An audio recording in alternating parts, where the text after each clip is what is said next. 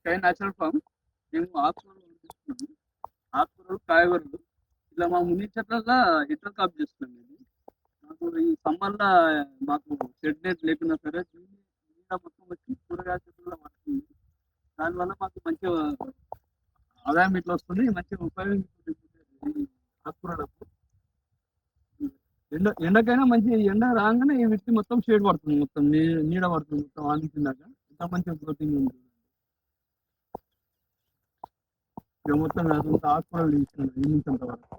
ఈ మధ్యన ఇంటర్ కాపు మధ్యన ఇట్లా భోజనం చేసుకొని ఆకుకూరలు పండిస్తున్నాం. ఇక్కడ మా మార్కెట్ ఏం లేదు. మా ఇంటిని అమ్ముకుంటున్నాం. మంచిగా ఉంది ఆదాయం.